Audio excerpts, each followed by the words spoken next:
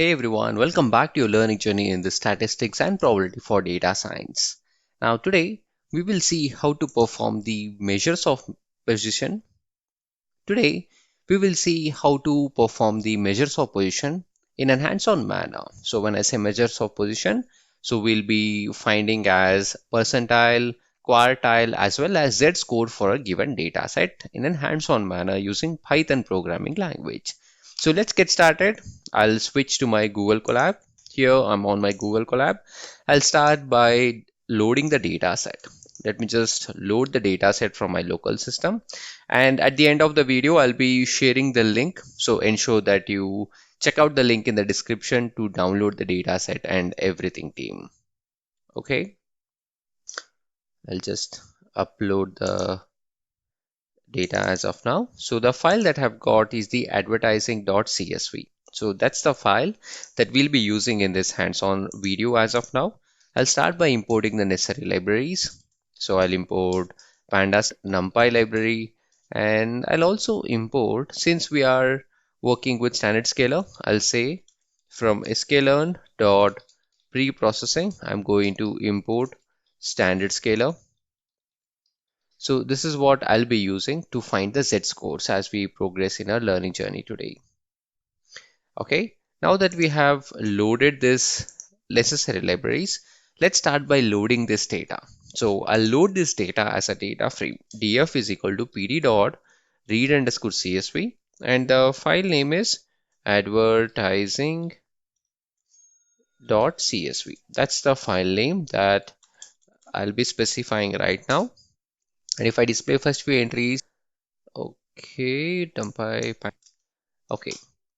So we'll be able to visualize our data set. So this is how my data set would look like. Clearly, the first column, that is unnamed 0, is not a column which is of our interest.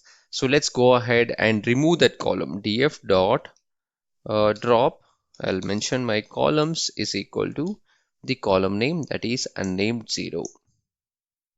Okay. And I'm going to say that in place is equal to true. So now let's visualize the data. See, we now have the data frame with the columns of TV, radio, newspaper, and the sales. So the reason that I have chosen this data, because the measures of position that when we are working, we will apply it on a numerical data.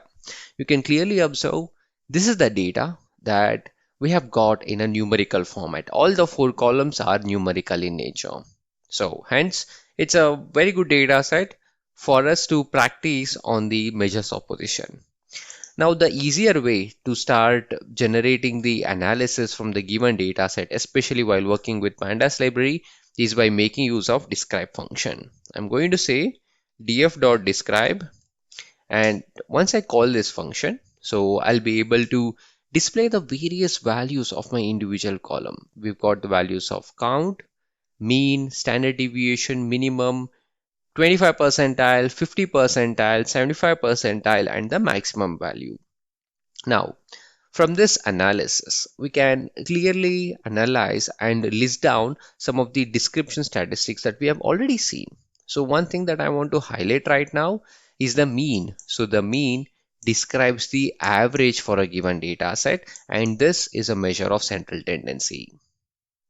And the minimum value is nothing but the what is the specific minimum value that I've got in each column.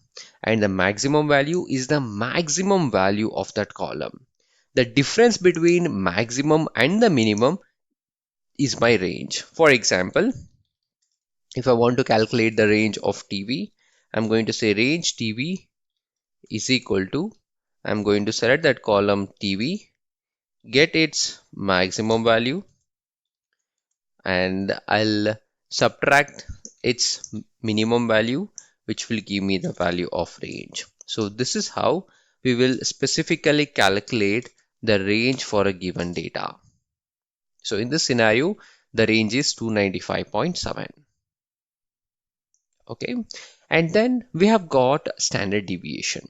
So standard deviation, it will help us in describing the variance from the mean. So this comes under the measures of variance. So in the scenario of standard deviation, I've got the value as 85, which means That's how we observe the variation in my data set from the mean of 147.04. Okay, and importantly, coming to the measures of position, we have got 25, 50, and 75. So this is actually my Q1, that is my 25 percentile or the Q1, and 50 percentile is nothing but my Q2, and 75 percentile is nothing but my Q3. So this is how we can get the values and we can observe those values directly. Now, if I want to calculate the IQR, then IQR is nothing but the difference between 75 percentile and the 25 percentile. Okay, so this is about the measures of position at a very high level. Now, let me show you how we can actually find these values on a specific column. You have seen how to find the values of especially the range. Now, let's look at as how we can find the values of quartile, that is the percentile as well. Now, I'm going to say DF, TV, okay, I'm going to say quantile, and this time inside the parenthesis I will mention the values like this. I'll say 0.25, 0.5, 0.75. Now if I execute this, this is going to return me the values of Q1, Q2, and Q3. So that's how easy it is to get the percentile values from the given data set. So what is percentile? Percentile is an ordered data. Once I have the ordered data, so we are going to divide this entire data set into 100 parts, isn't it? Now, in order to get those values, I can just make use of quantile function on this Manda series and return those values. It's not just 0.25 and 0.5. With the help of quantile, I can also specify my own set of values as well. I can say 0.1, 0.2, 0.3. So this will give me the 10 percentile, 20, 30, and so on. So this is how we can get the output team. Okay. Now moving on, let's go ahead and find the z-score for each and every data. That is each and every column that I have got in this data set. Now for the sake of analysis purpose, I'm going to choose a specific column. So I'll take the column of TB. Now what I'll do is I'm going to initialize an object for standard scaler, and I'll say ss.fit_transform, and I'll apply this on my data, that is this DFTB. Now this has resulted in an array. Okay, so currently it is asking me to send a value in 2 dimension. Let's do one thing. So instead of doing all those things, let me just apply it on my entire data set. Else we'll have to convert this single dimension data into the 2 dimension. So I've got this data in this format. This is the outcome of applying the standard scaler. I'm going to say df scaled. Okay, df_scaled is equal to pd dot data frame. We'll get the values, that is df scaled, and the columns is equal to df dot columns. So now if I execute this, so this is how the scaled values would look like. Now I wanted to show you one important properties once we apply the standard scaler, the reason behind the getting of z-score. See, if I display the df.summary, okay, if I display my df.summary, this will describe the values of mean and standard deviation and so on. So this will describe everything, df.describe. But now observe closely, I'll say df scaled.describe.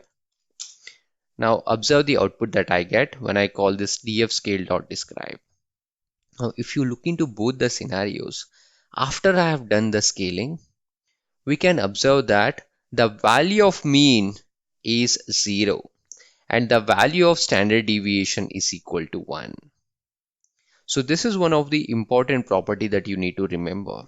And here you can clearly observe that each and every column in my data set has 0 mean and standard deviation is equal to 1. Now previously, before finding the values of z-score, I had the values of mean as per my data. Now, as a result of applying this standard scaler, that is converting the values into a z-score, we have got the data in a scaled format. Now, this is in a better shape where we can use this data for our machine learning model. So that's the importance of applying the standard scaler as part of our data pre-processing. All right, folks, now what I'll do is I'll download this code as well as the data set so that I can share it with you in your LMS. Okay, I'm going to say measures of position hands-on.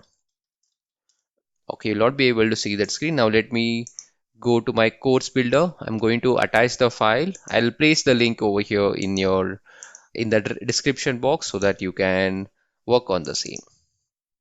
Okay, I've uploaded the file over here. Perfect. So I've shared the file over here in the LMS. I'll paste the link over here in the description. You can download the same from the description. All right, folks. So with this, we come to the end of our learning journey of this video. So if you're interested, do check out our course on Udemy. So we've got a course on Udemy. So being a master in mathematics, so we were passionate about sharing our knowledge in the mathematics section. For data science, you can check out the courses on statistics, linear algebra, calculus, deep learning, and you can check out our courses. I'll share the links in the description. Let me know if you have got any questions. So thanks again for watching, and in the next video, I'll be excited to show you and to discuss all the concepts that we have learned right now in this section in a hands-on manner. So we'll take up that hands-on journey in our next video. Thank you so much for watching, and I'll see you next time.